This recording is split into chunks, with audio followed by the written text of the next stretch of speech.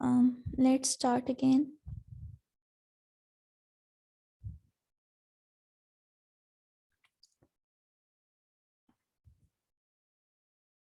हम लोगों ने इससे पहले स्टडी किया मर्चेंट की टेल को।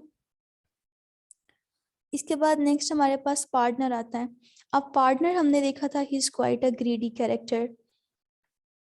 अब वो उसकी जो कहानी है ना वो भी ग्रीड के हवाले से ही है। वो हर वक्त कहता यही रहता है लालच बुरी बला है, लेकिन खुद वो बड़ा लालची होता है। अब वो जैसे वो जो रेलिक्स हैं, तबरकात हैं, वो जो फॉल्स रेलिक्स हैं उनको भी बेचता होता है। तो जो पार्टनर की टेल है ना उसमें 3 राइटर्स होते हैं, 3 डाकू होते हैं। उनका एक और फ्रेंड होता है, वो भी डाकू होता है। अच्छा, उसकी डेथ हो जाती है।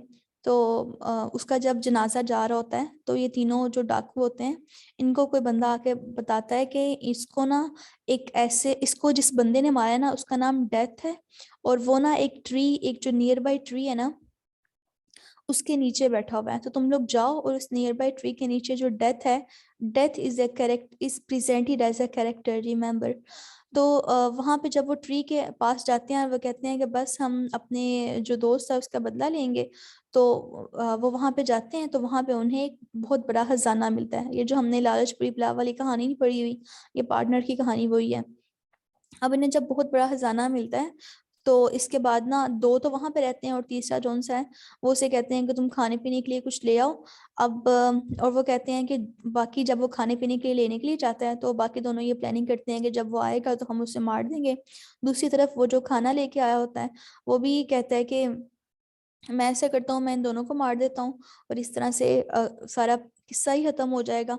एंड इवेंचुअली जब वो आता है तो इसके बाद आ, वो दोनों उसको पड़ जाते हैं, तीसरा बंदा मर जाता है।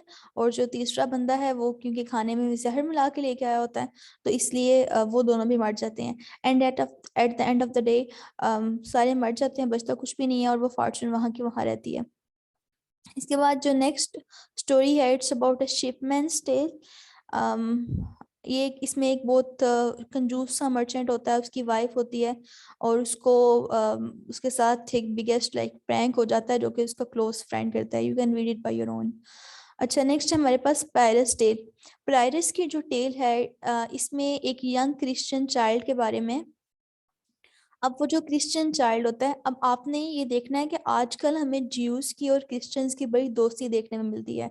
लेकिन if we go back into the era of queen Elizabeth specially, तो इसमें ज्यूस की और क्रिश्चियंस की बहुत आपस में राइवलरी थी।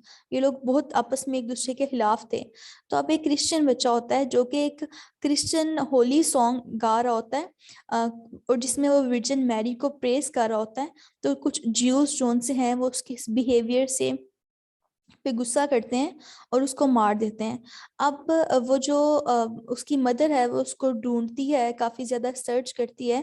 तो वो उसे एक पिट में मिलता है, एक खड्डे में मिलता है। वहां पे अभी तक वो बच्चा डेथ, उस बच्चे की डेथ नहीं हुई होती। और इसके पीछे रीजन क्या है कि वर्जिन मैरी ने उसकी उसकी जो जुबान है उसके ऊपर एक एक ग्रेन सा रख दिया होता है कि जब तक ये सॉन्ग वो बोलता रहेगा, जब तक ये ग्रेन रहेगा तब तक इसकी डेथ नहीं होगी। अब उसकी मदर आके वो ग्रेन रिमूव करती हैं, उसकी डेथ हो जाती है इस बच्चे की।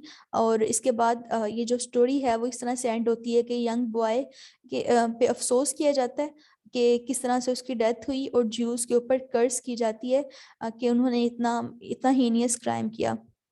अब नन्स पीस टेल थोड़ी सी इम्पोर्टेंट है। इसमें जो मुर्ग होता है, एक रूस्टर होता है, चॉन्टिसलर। चॉन्टिसलर की जो एक मुर्गी होती है, पर्टिलोट। अब पर्टिलोट और यानी ये मुर्गा ये मुर्गी है। अब चांटिसलोट ने एक दिन ख्वाब देखा कि उसको ना एक जो फॉक्स है वो चेज कर रहा है। अब चांटिसलर ये ख्वाब शेयर करता है अपनी हेन से, पर्टिलोट से। तो पर्टिलोट उसे कहती है कि नहीं नहीं, ये सिर्फ एक ख्वाब ही है, इट्स नॉट अ रियलिटी, तो तुम इतने परेशान ना हो। लेकिन ये रियलिटी बन जाती है, ये तब बनती है रियलिटी जब जो चॉन्टिसलर है एक दिन वाकई उसको एक फॉक्स चेज करता है और उसको ले जाता है। लेकिन चॉन्टिसलर को लेके जाते हुए ना ये हैन भी देख लेती है और जिनकी ये मुर्गो मुर्गियां होती हैं वो फार्म हाउस वाले भी देख लेते हैं।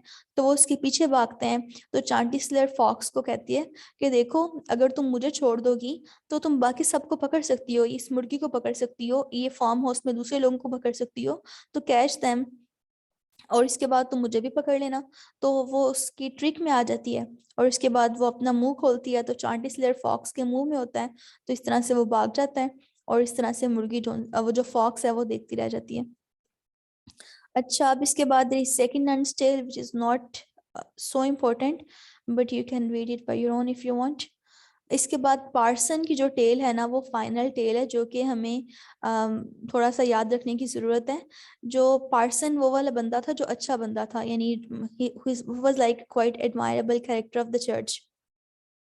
अब वो एक फाइनल सरमन देता है सिन की नेचर के बारे में, और वो कहता है कि किसी भी सिन को फॉरगिव करने के लिए माफ़ी के बेसिकली 3 स्टेप्स बताता है।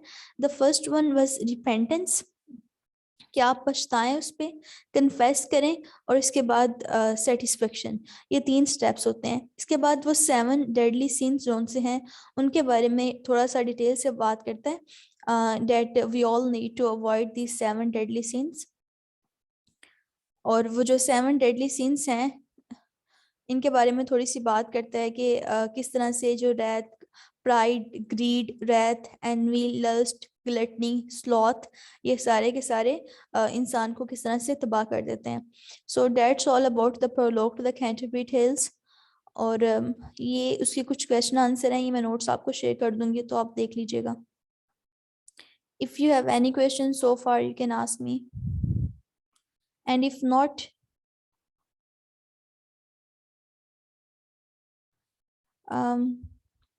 if not, I think we should proceed further towards literary terms.